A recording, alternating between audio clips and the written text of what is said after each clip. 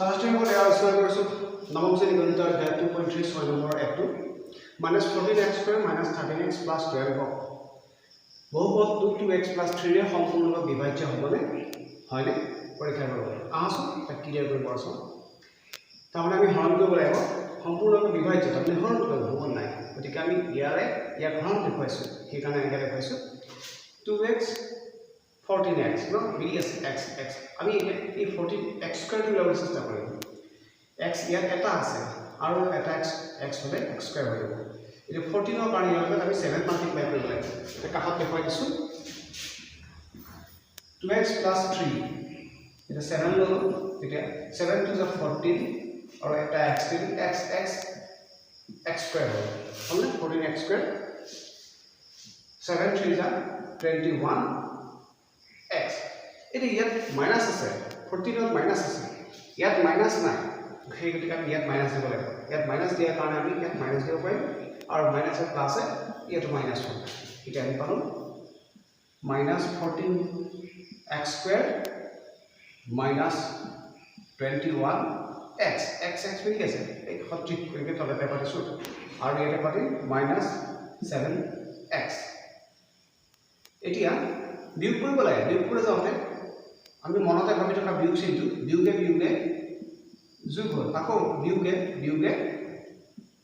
যোগ হ'ল চিন একে হ'লে বিয়োগ হৈ গ'ল মানে এইটো চিন ধৰা যায় কিন্তু দেই ইয়াত আমি যেটা বিয়োগ কৰিব লাগে সেই বিয়োগ চিনটো ব্যৱহাৰ কৰি বিয়োগ চিনটো এই চিন এটা সলনি কৰি দিছে এতিয়া প্লাস মাইনাস প্লাস বেলেগ চিন গতিকে বিয়োগ কৰিব লাগে -14x² +14x² যেটা বেলেগ চিন আছে যে বিয়োগ কৰিলে শূন্য পাম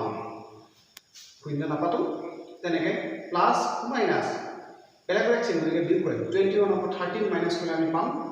8 আৰু লগতে x ইহঁতৰ ডাঙৰটো হৈছে 21 ৰ প্লাস আছে গতিকে ইয়াতে প্লাস দিম আগফালে প্লাস নিদিলেও হ'ব হা ডাঙৰ সংখ্যা যি থাকিব উত্তৰ কি চিন দিব লাগে এফালে +12 নামি আহিলে হ'ল এতিয়া আমাক লাগে 8x + 12 মানে 2 ৰ লগত 4 মাল্টিপ্লাই কৰিলে 4 গুণ কৰিলে আমি 8x পাম ঠিক আছে ঠিক আছে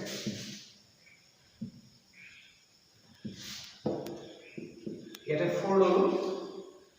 4 2 যা 8 আৰু লগতে x 4x হৈ গ'ল 4 3 যা 12 ইয়াতে প্লাস দুইতে প্লাস আছে গতিকে অসুবিধা নাই আমি ইয়াতে প্লাস টো ইয়াত পাতিম পাৰো আৰু আপলো প্লাস দিলেও হ'ব তেতিয়া আমি পালো +4 আৰু ইয়াতে পালো 8x + 12 এতিয়া আমি শূন্য পাম হ'ল এটাকে ভাগে শূন্য তাৰ মানে যেতিয়া ভাগে শূন্য হ'ব তাৰ তেতিয়া এই সংখ্যাটো ইয়াত সম্পূৰ্ণকৈ বিভাজ্য হয় বুলি জানিব পাৰি না এটাকে -14x² -13x + 12 2x +